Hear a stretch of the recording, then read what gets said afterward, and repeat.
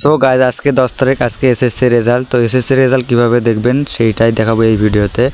তো তার জন্য আপনাকে আপনার ফোনে থাকা ক্রোম ব্রাউজার ওপেন করে নিতে হবে। ওপেন করে নেওয়ার পর এখানে সার্চ অপশনে আপনারা সার্চ করে দেবেন এসএসসি রেজাল্ট 2025।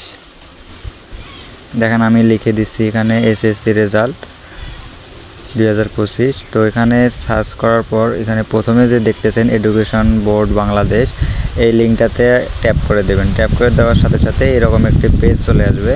তো এখানে দেখেন উপরে দেখাইতেছে এক্সামিনেশন, তার মানে এখানে এসএসসি দিয়ে রাখবেন, এটা দেওয়াই থাকবে, আপনাদের সিলেক্ট করতে হবে না। দ্বিতীয় নম্বরে হলো ইয়ার, এখানে কোন সালে আপনারা এসএসসি দিয়েছেন সেই ইয়ারটা এখানে সিলেক্ট করে দিতে হবে।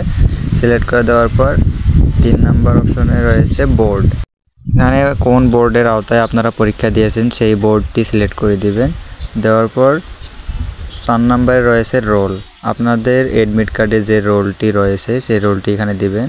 5 নম্বরে রেজিস্ট্রেশন নাম্বার দেওয়ার পর নিচে একটি যোগফল হয়তো থাকবে, সবারই আলাদা আলাদা, এখানে যোগফলটি বসিয়ে দিবেন। দেওয়ার পর সাবমিট করে দেওয়ার সাথে সাথেই এখানে রেজাল্ট দেখাবে।